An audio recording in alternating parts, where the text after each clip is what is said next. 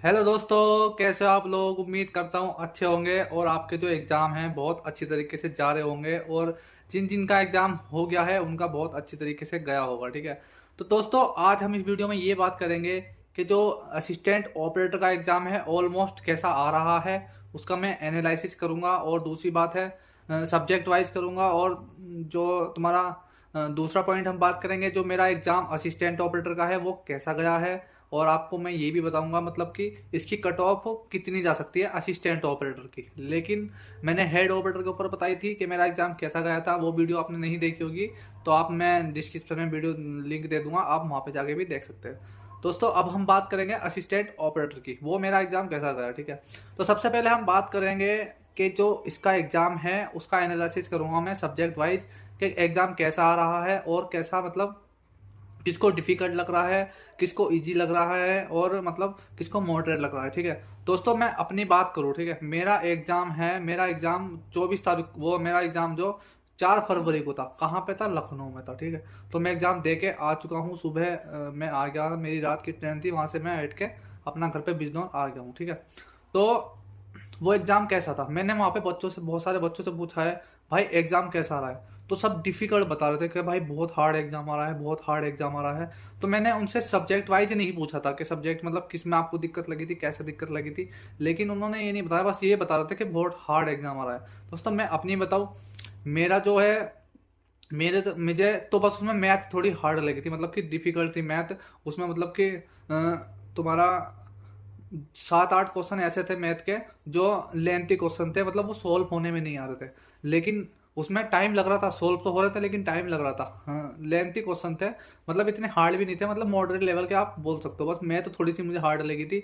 हिंदी ठीक थी और तुम्हारा रीजनिंग भी ठीक थी और तुम्हारा जो साइंस थी और तुम्हारा फिजिक्स थी वो भी ठीक थी और जीके जीएस भी तुम्हारा ठीक थी। मुझे तो भाई बिल्कुल बढ़िया लगा था। ठीक है, और मेरा एग्जाम भी बहुत अच्छा गया है।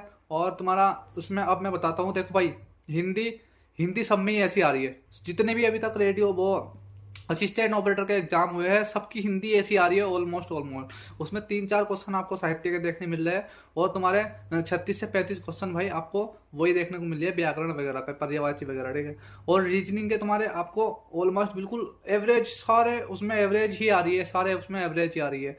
और तुम्हारा मैथ थोड़ा सा मतलब कि किसी में इजी आ रही है, किसी में डिफिकल्ट आ रही है, किसी में इजी आ रही है, किसी में डिफिकल्ट आ रही है। और साइंस भी तुम्हारा किसी में इजी आ रही है, किसी में डिफिकल्ट आ रही है। तो बस इन दो सब्जेक्ट में हो रहा है, जो तुम्हारा मैथ में और साइंस में, वरना सारे दोनों सब्जेक्ट है वो सब इक्वली आ रही है। मतलब कि इसमें सेक्शनल वाइज तुम्हारा नॉर्मलाइजेशन होगा ना, तो थोड़ा मतलब 2-3 नंबर का तुम्हें जिसकी हार्ड शिफ्ट होगी तो उसमें मैथ में थोड़ा 2-3 नंबर में आपको नंबर बढ़ जाएंगे, जिसकी इजी शिफ्ट होगी उसमें 1-2 नंबर घट जाएंगे, बस इतना होगा। और साइंस में और मैथ में ये चीज़ होगी। बस मैंने आपको इतना बताया, मतलब कि 2-3 नंबर का आपको जो नॉर्मलाइजेशन है वो देखने को मिलेगा, ज़्यादा नहीं कि 5-10 नंबर का, नहीं ऐसे नहीं। बस आपको 2-3 नंबर का एनालिसिस मिल सकता है, वो मतलब देखने को मिल सकता है। 2 नंबर कम भी हो सकते हैं, 2 नंबर बढ़ भी सकते हैं, बस इतना है। तो दोस्तों अब मैं बताता हूँ मेरा एग्जाम कैसा हुआ। मेरा एग्जाम बहुत अच्छा हुआ है। कम से कम मेरे 20 क्वेश्चन थे जो साइंस में मेरे फंसे थे, और तुम्हारे जीके में 3 क्वेश्चन थे जो मेरे फंसे थे। 20 में मतलब कि 17 क्वेश्चन मेरे ऐसे थे जो मतलब मेरे फंसे थे साइंस के, और तुम्हारे 3 क्वेश्चन ऐसे थे जो मेरे फंसे थे। हिस्ट्री का था, एक जियोग्राफी का था और एक तुम्हारा यूपी जीके का था। ठीक है, तो मेरे फंस गए थे वो क्वेश्चन, तो मतलब ऑलमोस्ट मेरे 19 से 20 क्वेश्चन मेरे फंस गए थे 40 में से। ठीक है, और अब बात रही है उसमें थोड़ा सा तुक्का, देखो तुक्का तो लगा था, किसी ने अच्छी तरीके से लगाया होगा तो और 4-5 नंबर बढ़ सकते हैं मेरे, मतलब साइंस में 25 नंबर आ सकते हैं। तो दोस्तों मेरा एग्जाम बढ़िया गया है, बस थोड़ा मैथ में थोड़े 4-5 क्वेश्चन मुझे जो आते थे साले वो नहीं हुए टाइम की वजह से, बहुत मतलब टाइम मुझे लगा था, लेंथी क्वेश्चन थे वो। जो तुम्हारा डीआई था उसमें थोड़ा ग्राफ ग्राफ में बहुत लेंथी थे, बस वो ग्राफ थे और कोई दिक्कत नहीं थी। तो मेरा एग्जाम ऑलमोस्ट बिल्कुल ठीक गया है।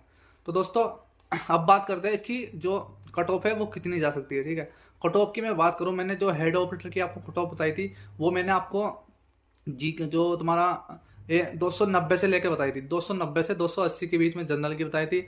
और तुम्हारा 280 से 270 तक तुम्हारा कितनी बताई थी, जो तुम्हारा ओबीसी की बताई थी। और जो तुम्हारा 260 से 250 तक तुम्हारा एससी की बताई थी। और जो तुम्हारा 250 से 240 तक तुम्हारा जो तुम्हारा एसटी की बताई थी। ठीक है, और तुम्हारा फीमेल में तुम्हारा इसमें 10-10 नंबर कम कर सकते हो सभी उसमें। ठीक है, तो और जो मैं इसकी बात करता हूँ असिस्टेंट ऑपरेटर की, ठीक है। असिस्टेंट ऑपरेटर में क्या है तुम्हारा, देखो भाई इसमें इजी भी थोड़ा आ रहा है पेपर और जो तुम्हारा हार्ड भी आ रहा है, ठीक है।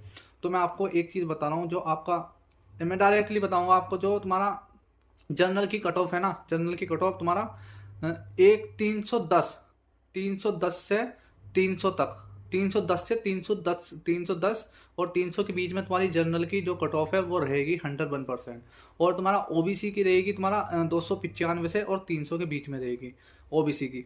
और तुम्हारा जो एससी है, एससी की तुम्हारी कट ऑफ रहेगी तुम्हारा 185 से लेके तुम्हारा 285 से लेके 295 तक, ये तुम्हारी कट ऑफ रहेगी एससी वालों की। और तुम्हारा जो एसटी की है 280 से लेके 285 तक, ये तुम्हारा एसटी की कट ऑफ रहेगी। और तुम्हारा फीमेल की आप मान सकते हैं इसमें 5-5, 10-10 नंबर कम कर सकते हो, ये तुम्हारा फीमेल की भी कट ऑफ रहेगी। तो मैंने ऑलमोस्ट आपको तीनों चीज़ बता दी है कि मेरा एग्जाम कैसा गया है, और एनालिसिस करके मैंने बता दिया आपको कि कैसा एग्जाम आ रहा है। और जिसके भी मतलब आज पूरी 5 तारीख हो गई है, फिर तुम्हारा 3 दिन बचे हैं, 3 दिन में मतलब तुम्हारा एग्जाम खत्म हो जाएगा और तुम्हारा 15 से 20 तारीख तक तुम्हारा आंसर की आ जाएगी और अपना स्कोर देख सकते हो, ठीक है। तो मैं इस पर एक वीडियो बनाऊंगा, 2-4 दिन में वो वीडियो आ जाएगी। और अपना अच्छे से जिसके एग्जाम बचे हैं अच्छे से देना, अच्छे से तैयारी करना, और जितना स्कोर बन सकता है उतना स्कोर बनाना, ठीक है। तो दोस्तों इतना ही कुछ था वीडियो में। अगर वीडियो अच्छी लगे तो वीडियो को लाइक करना और चैनल को सब्सक्राइब करना। तो फिर मिलते हैं नेक्स्ट वीडियो में।